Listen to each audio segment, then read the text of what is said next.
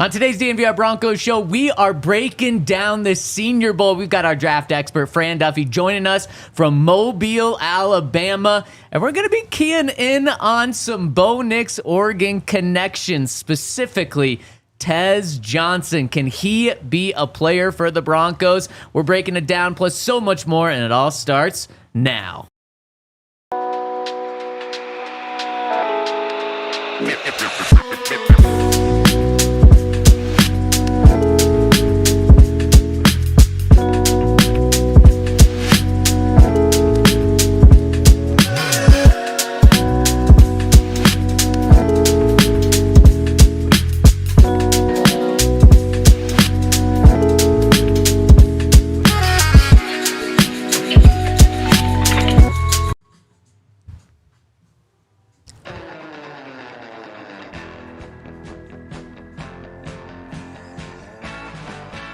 Can a guy that's just a little bigger than me play in the NFL and be a Denver Bronco? We're talking about Tez Johnson. We're talking about a couple of Oregon Ducks. We're talking about the Senior Bowl, and we're talking about it on the DNVR Broncos podcast, live from the Toyota Lounge, presented by your local, presented by Bet365, driven by your local Front Range Toyota stores here in the Toyota Lounge, where we are at the DNVR Broncos podcast. Super Bowl 50 champ Todd Davis, Henry Chisholm, Alyssa behind the camera, and yours truly, Zach Stevens, rocking and rolling with you today. And I have to ask the Toyota chat first. Welcome to the Toyota chat. I got to ask the Toyota chat, how often do you get your hair cut? Because we had a little disagreement before the show, and I should say a big disagreement in terms of the time difference of how often we get our hair cut. Todd thought it was crazy that I go more than, 3 weeks, 2 weeks, 1 week? I go every week. Yeah. Like that's crazy. Once a week. Yeah. I got to get cut. Or it just doesn't look crispy enough. And if I have something really important, like I'll go twice in the same week. Like, you know. Are they taking any hair off?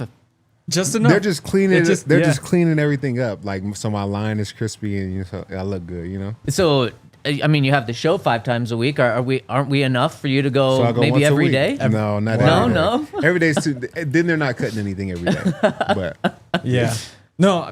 The rule is 2 weeks. I have a tendency to go 4 rule weeks. Is not 2 weeks. Yeah, I mean, it kind of is. I've heard at most 2 weeks. Yeah, but then typically I've been doing more like 4 weeks with like a hat on for those second 2 weeks because it just kind of gets messy. But that's the thing. Like I can't throw a hat on for 2 weeks. Yeah. So when I throw hats on the show, true. that's like 5 days in and I'm about to get a cut. Oh, your hair's embarrassing right now, so you're covering it up with the hat? For sure. I like the way the hat looks, but absolutely like I'm not presentable right now. Oh, give me a break. You're definitely presentable.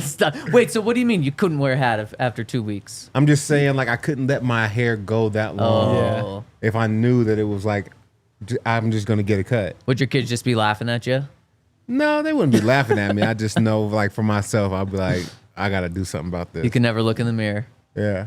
Because when you're home with the wifey, like, I got to take the hat off. Yeah. You know what I'm saying? Yeah. I can't just wear a hat to bed. And then you just get nagged.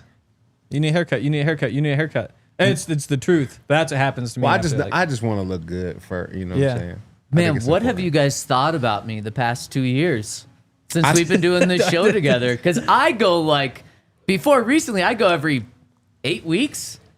You know, everybody's in different stages of their life. So, you know, you just let some people go through whatever they're going through. Yeah. So you guys are in the young stage of your life. I'll let you guys go through that, and then you'll get to the 6 to 8 week haircut. My new stage is that my hairline is just slightly higher than it used to be. And it came to a head yesterday when my girlfriend was like, why do you have this one long hair and like in your forehead? I was like, well, because they used to cover all of them. There used to be hairs all over right there. You don't have a big forehead though, so no, it's like the early stages. Yeah, but it's something I've noticed where it's like it comes to an end eventually. Yeah. Did you ever give Peyton Manning crap for his forehead?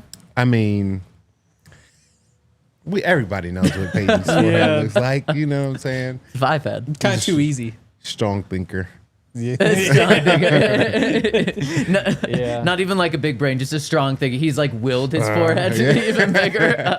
So much studying, I think. And speaking of Peyton Manning, he's down there at the Pro Bowl in Orlando. And the craziest stat, maybe in Peyton's entire life, is that he has lost the Pro Bowl 3 straight years to his brother Eli. Yeah. With how competitive Peyton Manning is, even from like coaching his kids' football game, it's shocking to me that he's lost 3 Pro Bowls. Yeah, and they're supposed to be like pretty evenly matched. I mean, it's the best in the AFC versus the best in the NFC. Like, should be a pretty evenly matched game. Like, it's like a coin flip, at least 50-50, but seems like Peyton in those big moments, I don't know if he's lost it or what. Well, I mean, the AFC got their asses handed to them last night in the they played this game where you get the 2 teammates and they get asked a question and they both write an answer down on a whiteboard, and they have to match. NFC whooped them. So that's on Peyton. If Peyton can't coach those guys to read each other's minds, Peyton's lost it. I didn't pay attention for 1 second to what was going on in the Pro Bowl. Did you watch everything?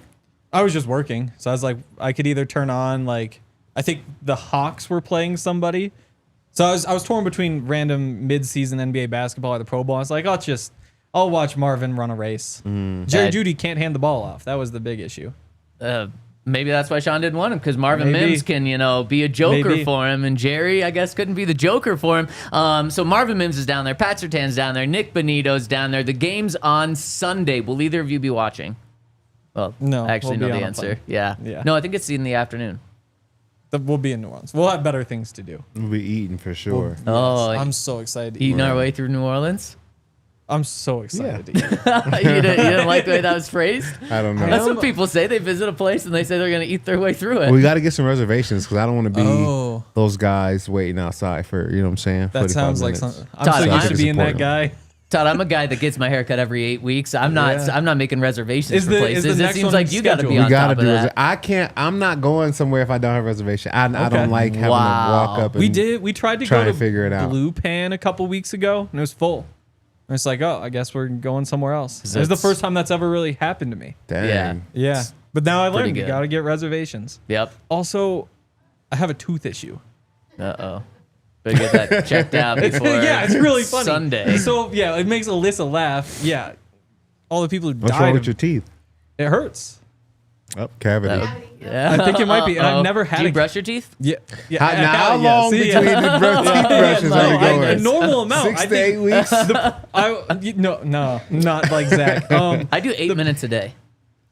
4 in the morning, 4 in the afternoon? Yep, exactly. It's a long time. Crazy. Yep. I think Keeps my that might teeth be bad perfect. for the gums. But I guess maybe not. It's You would know not. better. My dentist, I go twice a year. There you go. Yeah. You're on top of it. Yeah, no, I've never had a cavity, but this 2 minutes is a long time to brush tooth your has been teeth. hurting. It feels so good. I have a little timer on mine. I think it stops at like 2 minutes, 30 seconds, and you just reset. Yep. Exactly. Yeah. Yep. I even- power through when it says stop. Yeah. I did that today because I was like, I gotta.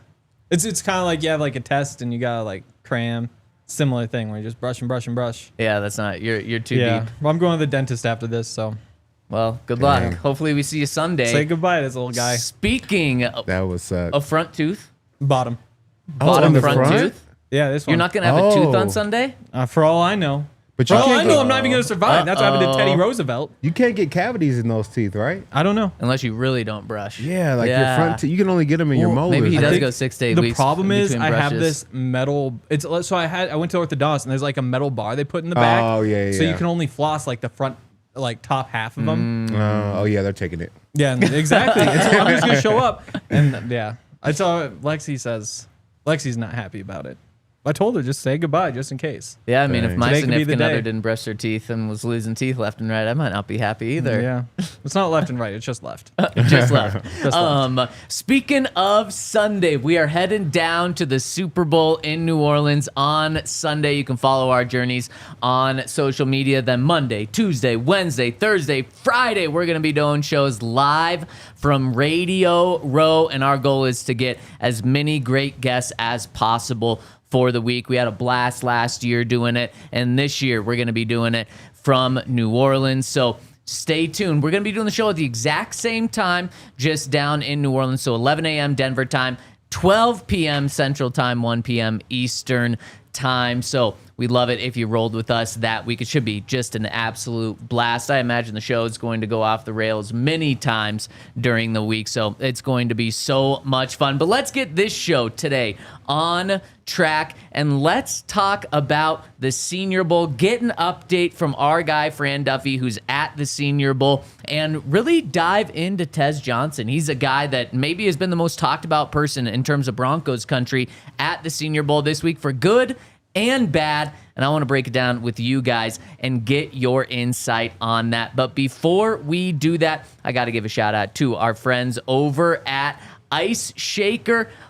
We're over at Ice Shaker. They've got the best blender bottles out there, and if you want to get your hands on a blender bottle, they have they're officially licensed with the NFL, NHL, NBA, NCAA, and MLB, and will make the ideal gift. They're created and used by the Gronkowski brothers. They've sold over 1 million bottles. They've changed the game without workout bottles, or with workout bottles, and this is the best bottle that you're looking for because it just has the shaker built into the cap, so you're never going to lose it. It's going to make it easy to use, and then you can also use it in the gym. You can also use it as a little cocktail mixer as well. It's going to be perfect for whatever you want. So check them out. Use the code ALLCITY25 for 25% off over at iceshaker.com. Order your team branded bottles today at iceshaker.com. Use the code ALLCITY25 for 25% off your order. Ice Shaker, show your support for your teams with the best branded workout bottles on the market. Ice Shakers. And shout out to our friends over at Lucy. Yeah. What can you tell us about them, Zach? Why don't you tell us about Lucy? Trying to find what's up with Lucy. This one's on the sales team for not putting it in. Oh, really? Shout out to Yeah. Lucy. Yeah. Shout out to Lucy. What do you know about Lucy? Best nicotine patches out there. Yes. I mean, they're everywhere right Yes. now. All So over. many different flavors too. How do flavors work with a patch? No, Lucy, it goes in your gum. Oh, pouches, not patches. Oh, pouches. Yeah, you said patches. Oh, I said patches. I meant pouches, nicotine pouches. I'm sorry. So now you can tell us about it, Henry. Now that you know about them. Well, you know our guys. I'll throw them under the RK, the Spencer. Yep. Yeah, we got a whole crew that they do love Lucy, which is actually a TV show, which is kind of crazy. They should lean into that. Ah.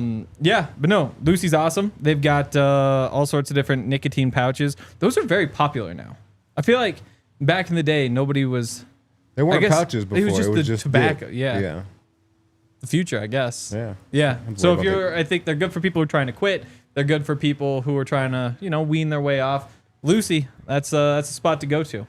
It's definitely a spot to go to, and we probably have a code, I would imagine. And again, the code's not in here, so sales team dropping the ball here. So shout out to our presenting sponsor, Bet365. Use that code DNVR365 when you sign up. All right, fellas, let's go down to Mobile, Alabama. I caught up with Fran Duffy yesterday. I think Todd was in a haircut and Henry was in a haircut. Yeah. So it was just me and Fran chatting it up, and I think there's some good stuff in here. Let's hear who we need to keep our eye on from the Senior Bowl. Here's the franchise, Fran Duffy. We are joined by the franchise coming to you live from Mobile, Alabama, our draft expert, Fran Duffy. Fran, how is Mobile treating you this week? Zach, it was great. I love coming down here every single year. You get football, you get great food, you get to see people from all around the league. It's a great trip. One of my favorite weeks of the year.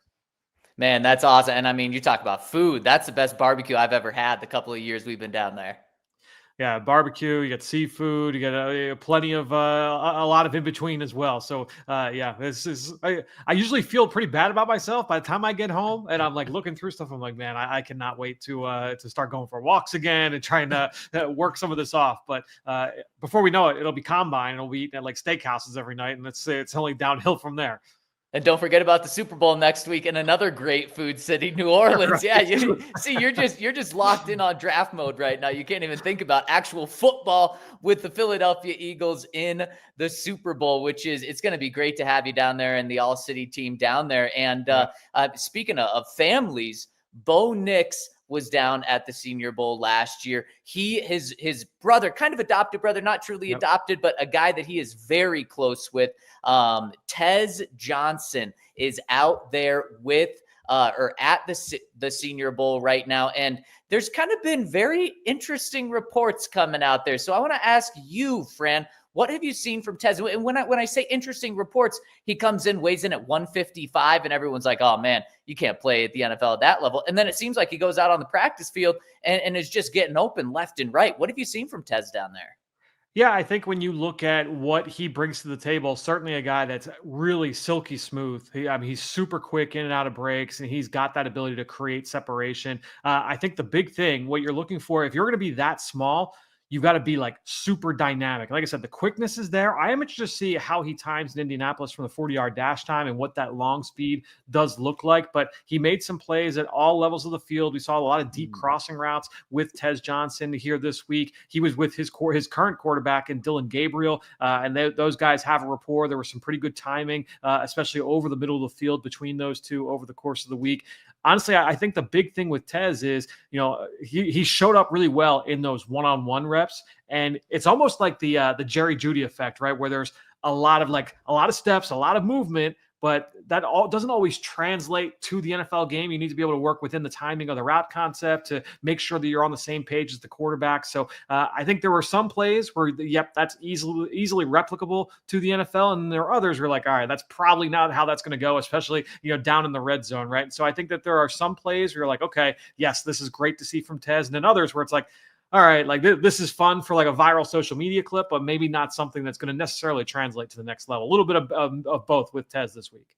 Well, Tez can watch Jerry Jeudy's social media because Jerry Jeudy looked like the best wide receiver of all time on social media. He had some awesome cut-ups. And clearly, Jerry's also having a good year back in Cleveland with the Browns. But when you mention Jerry Jeudy's name, I think some Broncos fans get excited. Some say like, oh, no, can't have that here. But Tez is in a very different conversation than Jerry in terms of Jerry was a top 15 pick in the NFL draft. Where do we think Tez will go, especially after maybe a good week in the Senior Bowl?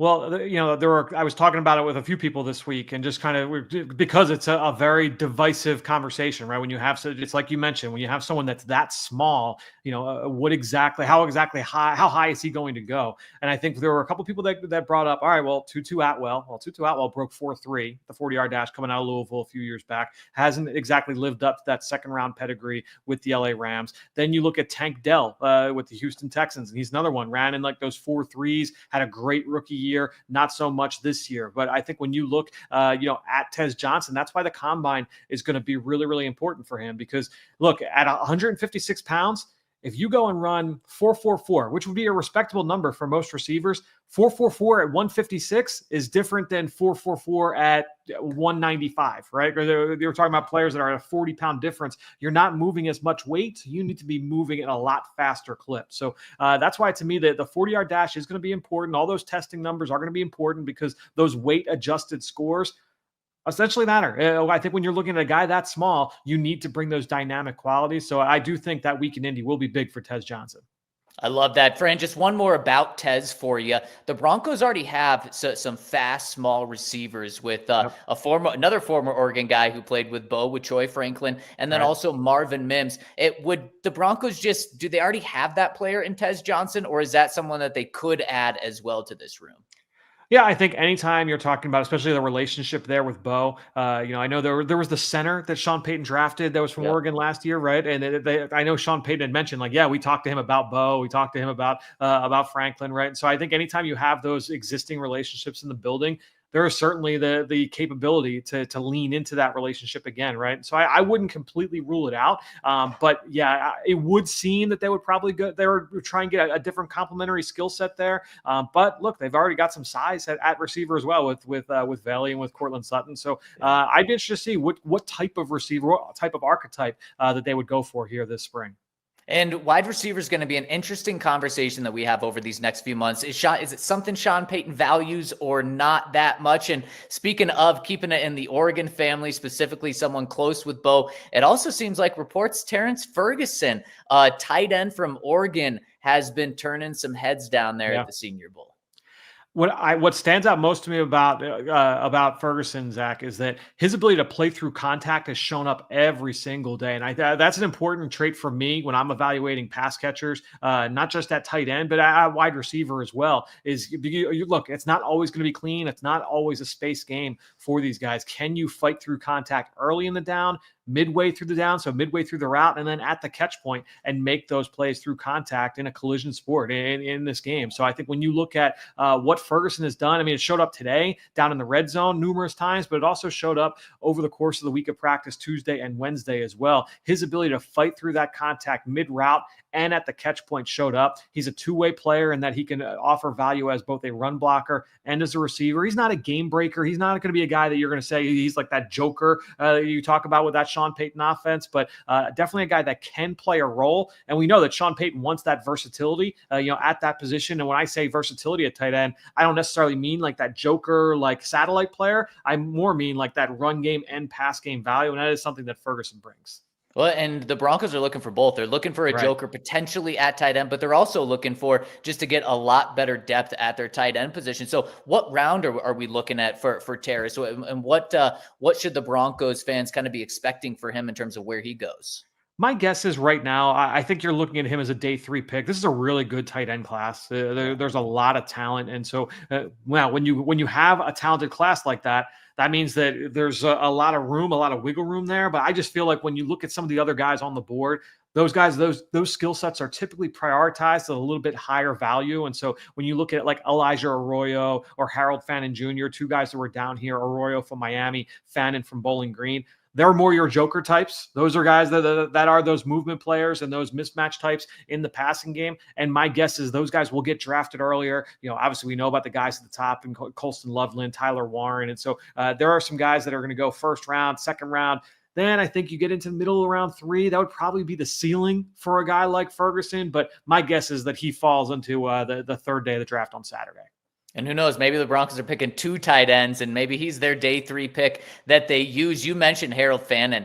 He is a guy that Broncos fans are very intrigued by, whether it's at 20 or maybe it's in the second round potentially. And so because you brought him up, I kind of want to transition into this joker role. And because you brought that up as well, who should we keep our eye on from the Senior Bowl that could potentially pique Sean Payton's interest for that position?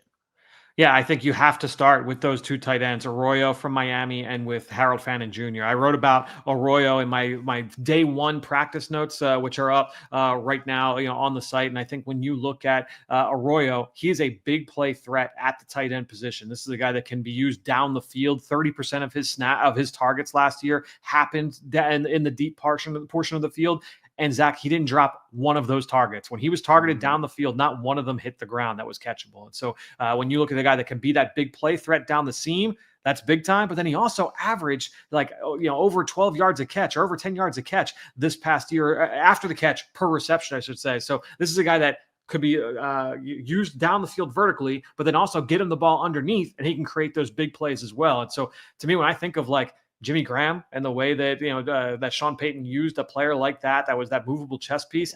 I say, I feel like Arroyo and Harold Fannin Jr., who was insanely productive in the MAC for Bowling Green the last couple of years, and he was their number 1 receiver, one of the most productive players in all of college football. Eye-popping statistics for the tight end position. And what I liked about watching Fannin this week as well, you knew what he could bring as a pass catcher, but I thought he really embraced a lot of the blocking assignments that he had this week in practice as well. And he brought great energy as a lead blocker in the run game. And to me, like that was important. Now he's not just a move guy and not just a guy that's going to be a finesse pass catcher only. I thought that he really embraced that blocking role, and I think that's going to be big for his projection. Fran, you got me fired up for the draft. I can understand why maybe even forgot about the Super Bowl next week, even though the Eagles are in it, because, man, this is electric. You're getting Broncos fans excited. One last guy that I've got to ask about, running back. Let's say the Broncos aren't able to get Ashton Jeanty in the first round, like your first mock draft says. Let's say the Cowboys grab him. Is Ollie Gordon a type of back that could be added to this Broncos offense and really be a piece? And he's probably a day 2 pick. Is that right? And he's down at the Senior Bowl. What have you seen from him? Honestly, I feel like he might even be day 3 at this point. If we a year ago, I would have said, yeah, like, I mean, he was coming off. He was the Doak Walker Award as the top running back in college football, coming off 2,000+ yard seasons for the Cowboys out at Oklahoma State.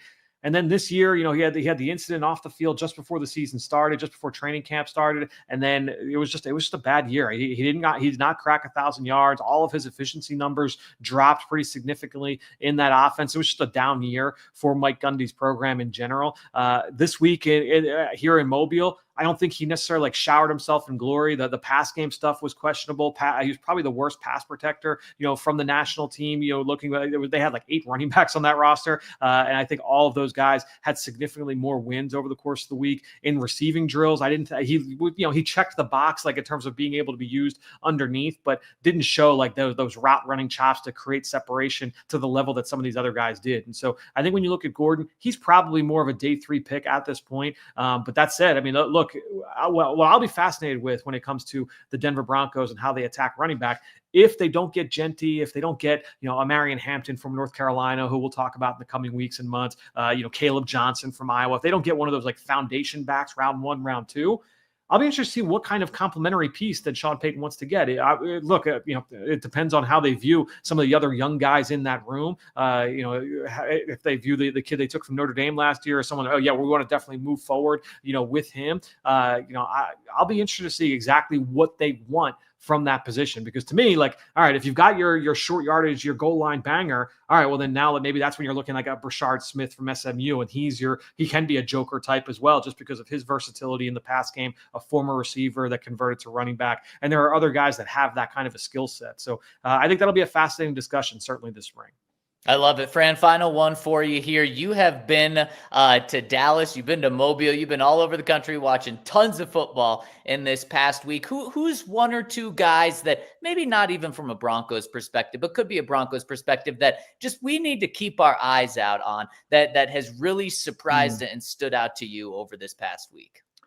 It's a good question. I would say, all right, let's go. We'll go Shrine Bowl first. And I would say for the Shrine Bowl, let's go to defensive tackle CJ West from Indiana, one of the top stories in college football this year. This is a guy that wins with effort. He wins with technique. He wins with strength. Not a top flight athlete. He's not like an electric first step, but he's pretty quick off the ball. He times the snap pretty well. And obviously, look, some athletic limitations there. That's why he's at the Shrine Bowl and not here. But I think when you look at CJ West, I thought he was one of the best players out in Dallas. And then here in this game, there were a bunch, and as we're recording this, I'm writing my all Senior Bowl team. So putting together all right, these were my favorite players over the week of practice, and some of these positions were very hard to narrow down.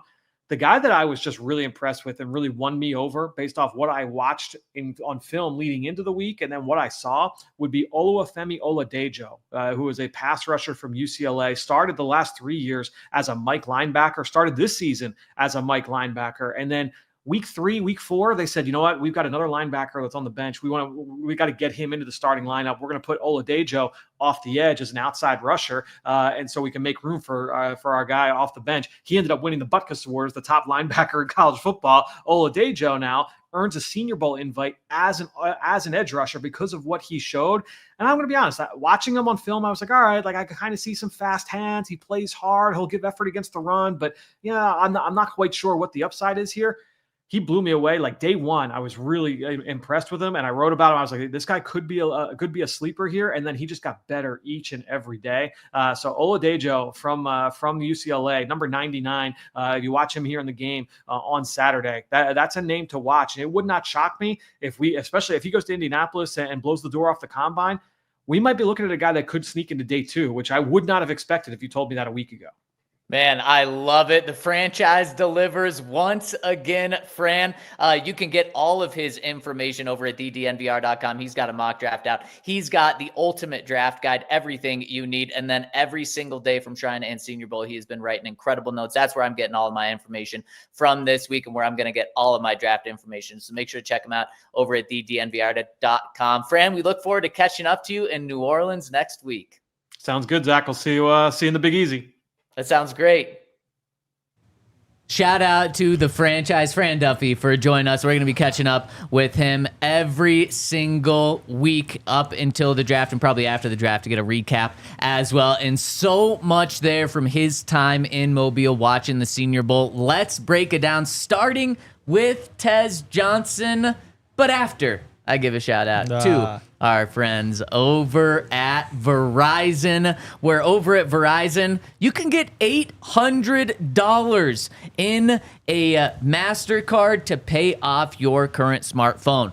How do you get that? Well, what you do is you sign up for Verizon, and they're going to give you an $800 prepaid MasterCard to pay off your current smartphone loan when you switch. For new customers for a limited time. If you're tired of paying a phone bill, Verizon is just going to pay that off for you. Just trade in any phone from their top brands with select unlimited plans. This deal won't last long, so don't get stuck on the bench. Switch to Verizon today and take control of your game plan. Visit a local Verizon store for details. And what we know about Verizon, they just give deals left and right.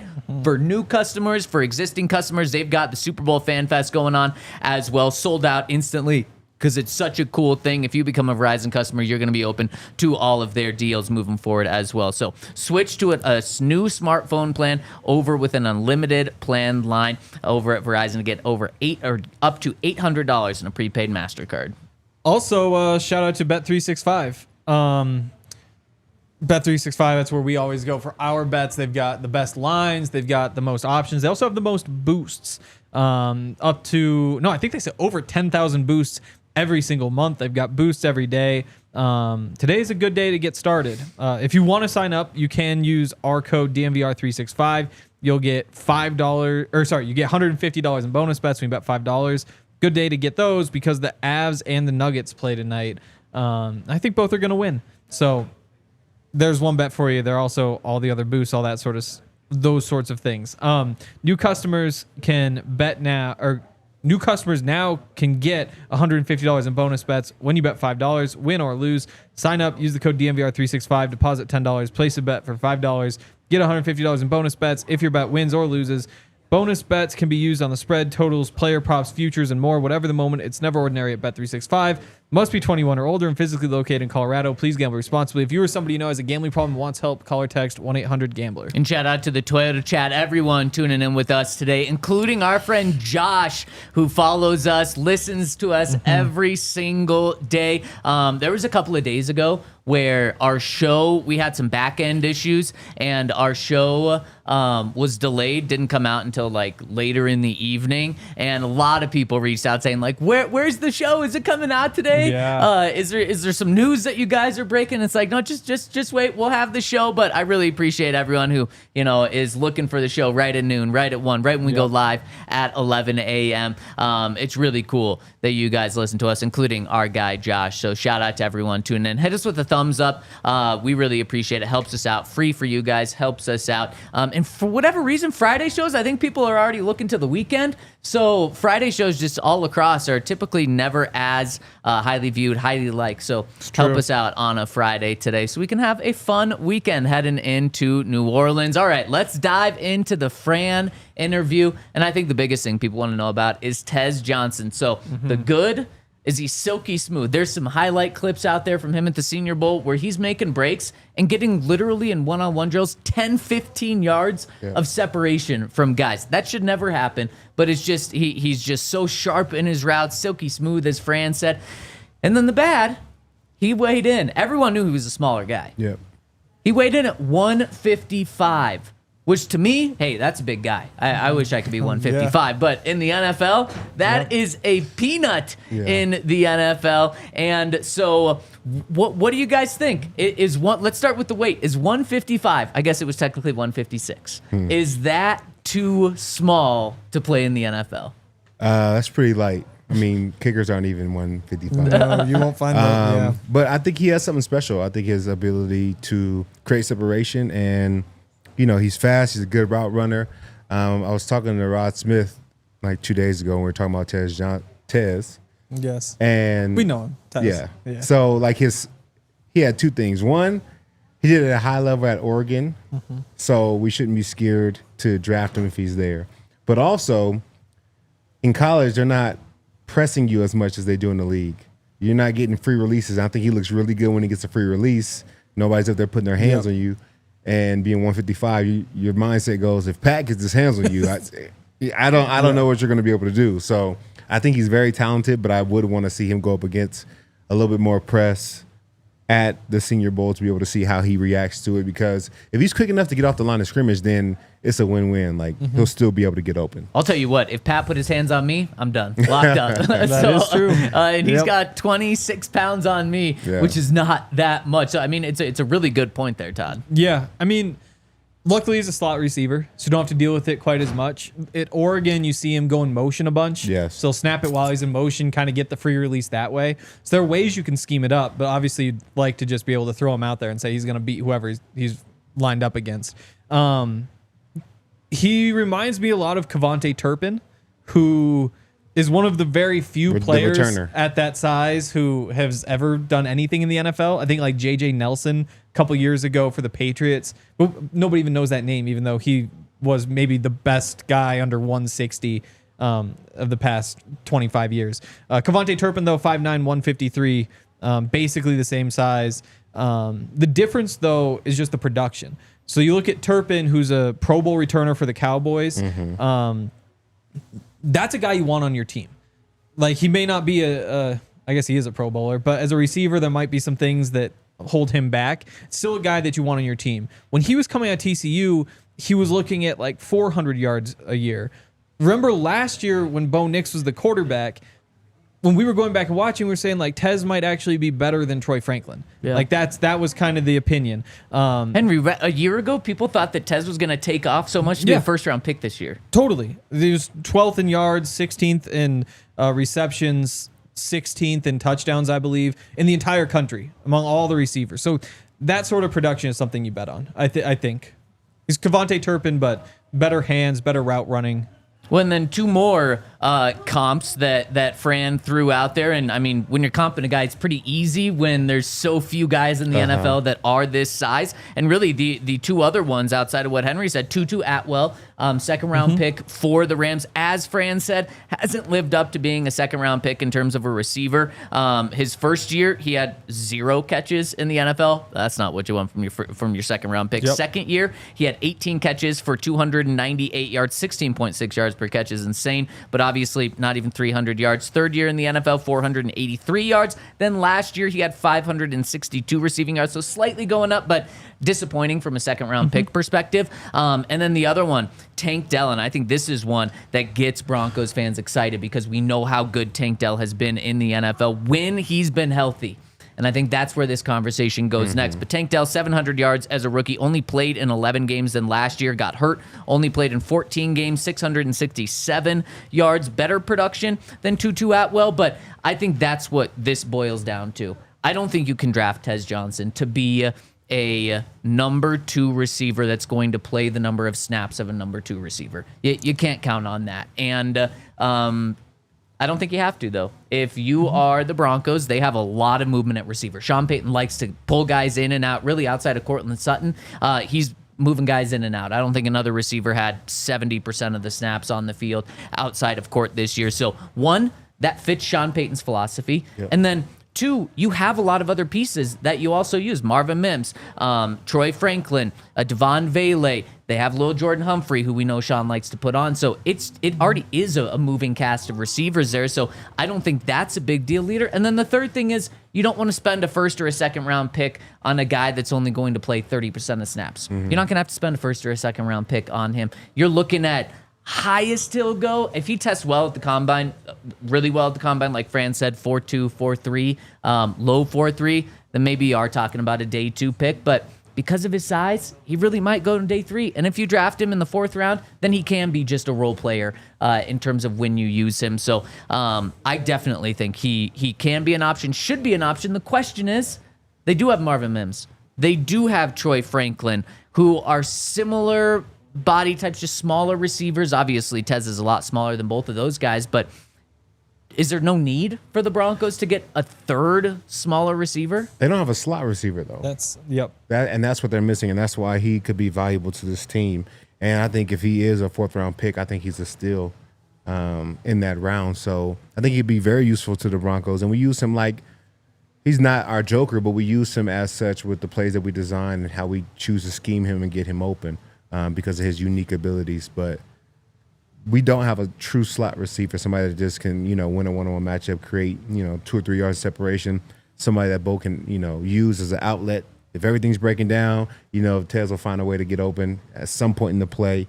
So we definitely can use a slot receiver, and, he's looking like he can be a good receiver. Yep. And I think that's exactly it. He's a slot receiver, and you just don't have one. Like, I think right now, if you go into the season, you probably see Marvin as that slot guy. But again, that's more of like a gadgety, put him in motion, give him a jet sweep, or like maybe he's just stretching the seam over and over and over again. But you don't have somebody who just goes and out the slot. Yeah, exactly. Just can route you up, get open underneath, make a catch. And you always worry a little bit about taking hits over the middle, but there are fewer of those than ever, and anybody can get hurt on them, even if they're not 156 pounds. So I don't think it's the end of the world. It is true, like 156-pound players, guys who've scored touchdowns in the NFL since 2000, Kevontae Turpin, Devin Tompkins, Chris Williams, Brandon Banks. So there have been 4 ever, and 3 of those guys only had 1. If you expand that to 165, then all of a sudden, just last year, you've got Xavier Worthy, Tank Dell, Calvin Austin, Kevontae Turpin still, Darius Davis. Year before that, you add some more. So he is in like that unprecedented level. You wonder if maybe he could just add 5 pounds, 10 pounds, and what that does to his game. Because then all of a sudden, this isn't some like, is it even possible type conversation. It's just, yeah, he's a small guy. He's really productive. And, a week ago, he was a day 2 pick. Now, like, he dips after he weighs in so poorly. He kills all the one-on-ones, as he should, as like a shifty little speed guy. But that might balance it out. I'm curious to see how it all plays out from here. There's also the connection with Bo. He technically isn't an adopted brother, but for all intents and purposes, he is. He's lived with Bo's family since high school. They brought him in, didn't officially adopt him, but he is as close to a brother that Bo can have. And so he's part of the family. He sees him all the time. That was a big reason why Bo and him both went to Oregon, was because they were both going to go there and meet up and play. And so the connection off the field is like no other. The connection on field was fantastic too. Just like you said, Henry, there are a lot of people that thought when Bo was playing with Troy Franklin and Tez Johnson, they were both great receivers in production with Bo. They thought that Tez was going to be even better. I think there's a little something there. Now, obviously, you're not going to draft a guy that should be in the 5th round in the 1st round because of that. Yep. But if Bo talks to George Payton and says, yeah, I really do think this is the guy and I really like him, that for sure puts him higher up on my board and makes it a priority. Maybe you do the exact same thing that you did with Troy Franklin last year. If Tez Johnson's still on the board at the end of the 3rd round, you spend that next night from Friday into Saturday before round 4 starts to trade up in the 4th round and get him. Now, we'll see exactly where he lands after we get combine numbers, his weight at the combine, his speed at the combine, but I could see a nearly exact same situation playing out.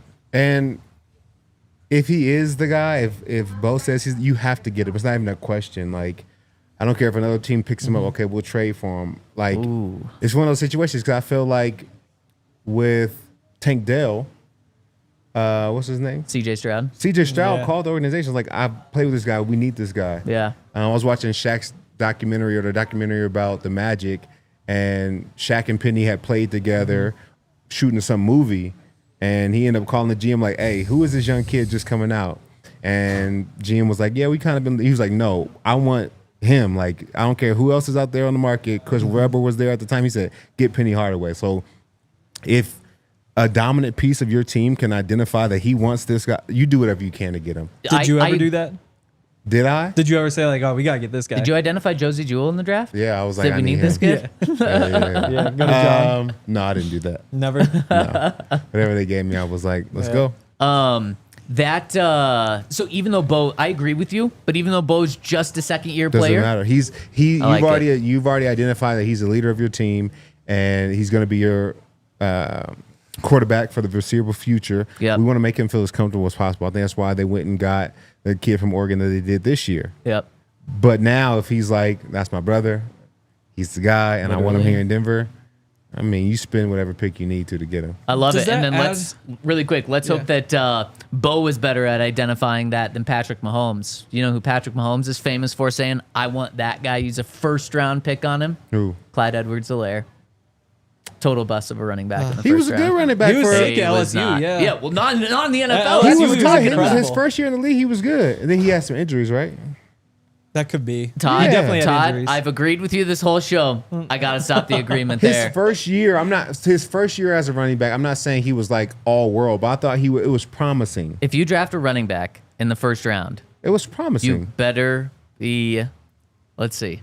Here we go. Clyde Edwards-Helaire, his first year in the NFL, 803 yards. That's like, oh, this kid's about to go. That's the best thing. And then he Broncos had in a while. Four injuries. touchdowns. And then how about Injuries. well, he actually had injuries his first year too. But that's about what I'm saying. 500 yards, Yeah. then 300 yards, then 200 yards, then 46 yards. The first three numbers you said were all more than any Broncos running back has had in the last Stop it. 5 years. Javante had more than 517 yards. He had 9 more Wins. yards this year. A total offense? That was just rushing. I was only comparing both of their rushings. Well, he won one. He was. I'm just saying. Todd, you're on your island on this one. Year one. No, I'm saying it was promising. They made a good pick. Had he not had injuries, I think he would have had Todd. a better. You come out and your first year you have 800 yards 4.4 per and carry. you're sharing carries. 4.4. Like he is a good running back. Todd. He's not a good running back. No, guys, listen. You're looking at the entire picture of like his whole career at this point. I'm saying that when you make the choice for a running back, you get it in the first round. He comes out his first year. He has 800 yards, sharing 1,100 from carries, scrimmage. 1,100. Like you made a good choice, but then that guy goes on to have injuries that hinder him from playing and being productive as he once was. Okay, now it becomes a bad draft pick. But if he was healthy, I think he would have had a better. I'm not saying that he would have been a Hall of Famer or Saquon Barkley. I'm just saying he would have had a better career than what it ended up being had he not had all his injuries. You know who was drafted behind Clyde Edwards-Helaire? Who? Jonathan Taylor. That was a mistake. Thomas? No, just what? What? Jonathan Taylor Thomas? You don't know who that is? No. You didn't watch Disney Channel growing up or anything? I totally have no idea Alyssa, what do you're you know who talking that about. is? Jonathan Taylor Thomas? JTT?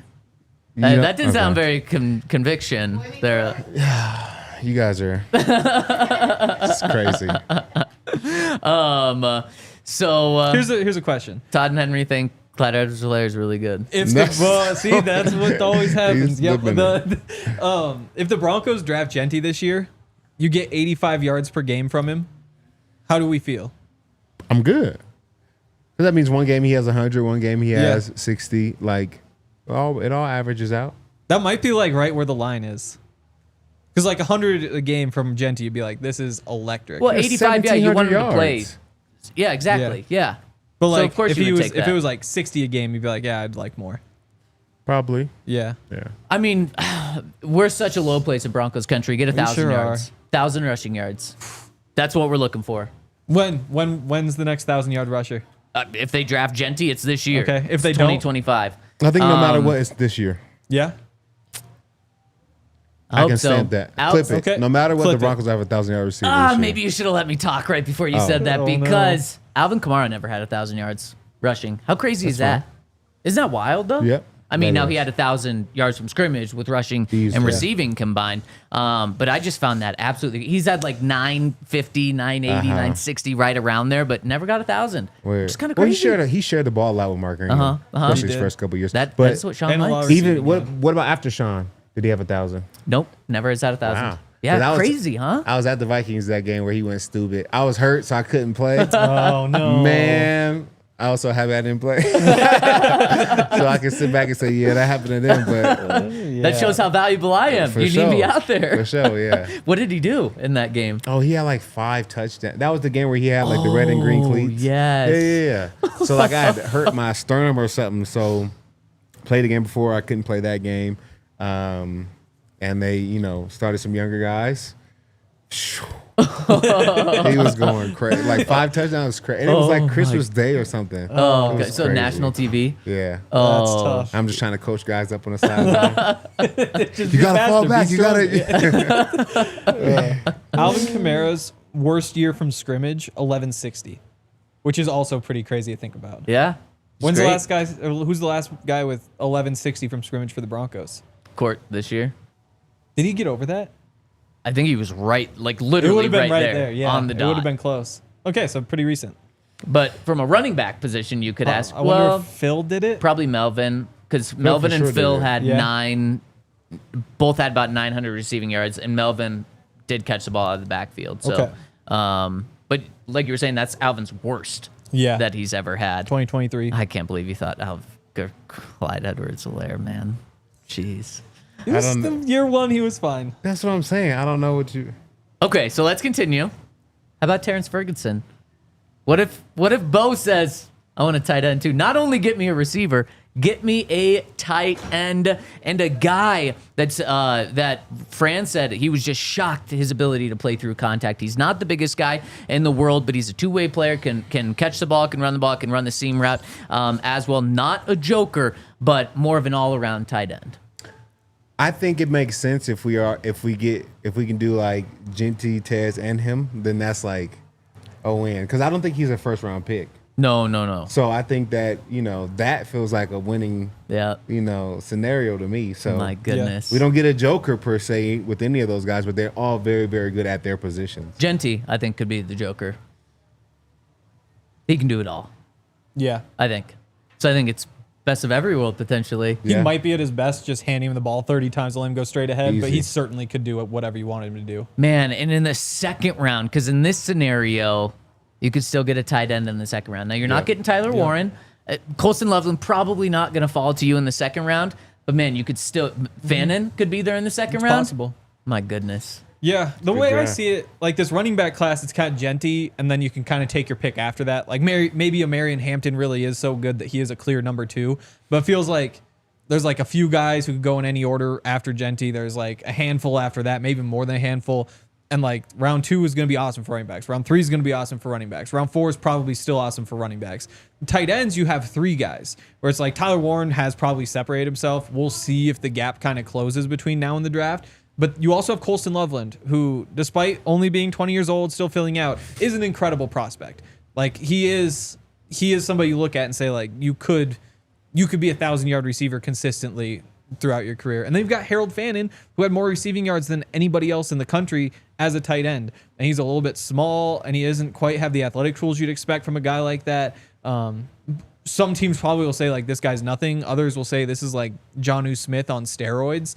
You can move him around, give him the ball in different ways. All those tight end screens, they always pop with him. So that's where I see like maybe you could snag one of those 2 guys later. But then after that, there's like that's where you get into like your traditional tight end prospects. So there's Terrence Ferguson. There's like Gunnar Helm. There's like a half dozen at least of those other guys who they're going to be there still probably in the 4th, 5th round. Like Terrence Ferguson could be a 5th, 6th round pick for all we know because there's just so many of them. Yeah. And I'm like, just looking for a guy though. I know. That's where the draft is tough because unless it's the first round, it's kind of a gamble. Yeah, that's what I'm saying. So in the first round, I feel like we need somebody who is like game changing. Right off the bat. Totally. Like I don't want just a pick of running backs that could all be good or all average almost 4 yards a carry. Like I want somebody who can average 5 to 6 yards a carry and make some explosive plays too. Like we need some guys. man, that's why it's the conversation we had yesterday. We all said Tyler Warren or Genty. That you have to get one of those guys in the first round to the extent where you'd be willing to trade a future second round pick in order to go up in the draft and get one of those guys, because I think right away both of those guys are instant game changers. You're not having to wait 4 years for them to develop. You're not gambling on a 3rd round running back to see if he can become that guy. You know Genty's that guy. You know Tyler Warren is that guy. Man, the closer we get, and I think the closer we get, we're just going to feel like, I don't want to use the word desperate, but it's kind of what it is, just desperate for someone to make an instant, immediate, huge impact this year. Yeah, because every talented quarterback has a pretty good running back. And I think the worse a quarterback is, the better his running back has to be. So I'm not saying Bo is bad, but until Bo is Joe Burrow, he's going to need a very talented running back if we want to, like, do what the Eagles did. Like, Jalen Hurts can do good, okay. As long as they run the ball, they'll win the game. You know? And I just feel like we need just a little bit more help on offense until we get to the point where it's like, it doesn't matter. Bo's going to win the game for us. And I'm I'll throw Tedero McMillan in that group too. The Arizona receiver. It felt for a long time like Big dog. He's just gonna be gone. Yeah. He's out of there. Some of the vibes now are that like the receivers aren't so set. Like there's a chance, like Daniel Jeremiah's big board, he had him as the 15th ranked prospect, which is way lower than anybody else. Yeah. But it does make you wonder if maybe that guy could be a possibility. There's a chance outside of Travis Hunter that every other receiver is there. Probably one's at least off the board, but there's a chance Luther Burton's there too. Yeah, and again, he's one who like he might be a second round pick. Yeah. He might be a top 10 pick. You just don't really know. And he's that Marvin Mims, like run him around all different places. Wasn't as productive this year. Last year at Missouri was insane. But I think there's some of those. I also think the second round of this draft looks like it's going to be awesome. Because like we talked about Harold Fannin, like all those running backs, you kind of get your pick if it isn't Genty, which might just be unrealistic. If you could find a way to just have, say Warren's off the board, Genty's off the board, you trade back, pick up a couple second round picks, all of a sudden you've got 3 of those. That to me, as of right now, is where the value seems to be. You gotta maybe really we can be trading back. We can get a though. quarterback in the second round, so we don't draft for need. You know. Oh, that's a good point. could. Really There could be good a value point. there. Yep. Yeah. Maybe a right guard. Yep. Left tackle. Yeah. You might have to have the good backups there. You need it. Yeah, you don't want to draft for need. And 2 And then year we tweeted out, and everybody's like, "Yeah, never draft for need." Like everybody's like, "Yeah, you can draft defense with the best players there." I'll just get roasted. good. Keep roasting him in the Twitter chat. I'm feel just free. kidding. Let's be nice to Henry. Yeah, I have a bad tooth. But guys, to I bring could this die. all to a point. So you said the bar for Alvin Kamara was 1160. Yeah, that was the very lowest. I 2023. apologize. Courtland Sutton did not get there. He was at 1,081 receiving yards this year. Didn't have any rushing, so that was the yards from scrimmage. Went back, and you guys are right. Phillip Lindsay is the last person to eclipse that. Courtland Sutton didn't do it his Pro Bowl year a couple of years ago either, so he's never done it. No one on this roster has ever done it in the NFL, which is crazy, which just shows how desperate is the right word, how desperate the Broncos are for a legit dog playmaker on the offensive side of the ball. Not that they don't have guys that can become that, but you got to keep adding until you have that. And hey, if you have 3 guys that are eclipsing 1160, that's fantastic. You're not just shooting for one. You're shooting for multiple of these guys. When Peyton Manning was here, 3 guys would always eclipse that on the team. Let's get closer to that. Melvin Gordon never did it with the Broncos either. He got close, but never did it. Phil was the last one to do it. Phillip Lindsay, he did it twice. The most recent was his second year in the NFL. He got to 1207 with crazy. 1,000 rushing yards. He can still be the guy. And the year before that, he had 1278. Don't understand. And then the year after that, when they moved on from him after that year, he was only at 530 in his yards. He wasn't getting to touches. Yeah. Yeah, what were his touches per game? So he got, let's see, his first year in the NFL, he got 227 touches. His second year in the NFL, he got 259 touches. His third year in the NFL, when his production fell off a cliff, half of that, 125 touches. Yeah. Yep. Yeah, and he knows how to run in this this Denver air. It's a little bit different down there and at the Colts. You know? You're saying bring him back? No. Okay. Mr. Not at this point. Yeah. But was that what everybody on the team kind of thought? Like, poor Phil? Like, why are we getting rid of Phil? Yeah, I just think during that time they'll spend, like, there was multiple years where it was multiple guys where you're like, bruh, really? Like, you know what I'm saying? There was a lot of times that we felt like that as a team, but Phil was probably, like, in my time playing, like, just around the league, the most egregious cutting I had. I don't know what he did. Yeah. I don't know what he did to get cut. Would have been so cheap to bring back. I don't know what he did to get cut. And he was he was running behind an O-line that wasn't talented at the time and was really the only piece of offense we had. Yep. I think we got Courtland one of his years, so he was coming on, but E had already was like, I'm out. Send me somewhere. So E was gone. Like, the team was not like, you know, this high-powered offense like it had been maybe 2014. Yeah. So to have a player who was doing everything you need to do, I don't understand that. But that's probably the only one I think about like that. Even if you're not a great team, letting your best players walk for cheap is not a good idea. That's just a pathway to getting worse. I agree. Were the Broncos right, though? Were they proven right? Phil was then cut by 2 different teams in the next year. and had less than 500 rushing yards in his career after the Broncos moved on from him. That's just how it goes sometimes for running backs, though. Yeah. It's like because you leave now the he's system sharing and- carries, like you said. He's not somebody's favorite back, so he's not getting the same opportunities. Like, I don't think that means that they were right. You've seen fair. guys go other places and just take off because they're in a different system. Now they're running a different system over here, and I'm not the guy. They've Totally already got fair. the guy. I'm trying to split carries. Yep. Like, a lot of stuff can go on when you change teams, and I don't think that it would have happened the same way. I had he think not. Good He didn't- news is yeah. we aren't changing teams. We are all going to be rocking and rolling together with each other next week from New Orleans, live from Radio Row, 11 a.m. Monday. Please tune in. It's going to be an absolute blast. Let us know who you want on our show next week. Thank you all for tuning in. Have a fantastic weekend, and we'll see you in New Orleans on Monday. And get a haircut, people. Don't be out here looking crazy, Brush your man. teeth, too. Yeah. We all silly like the mayor.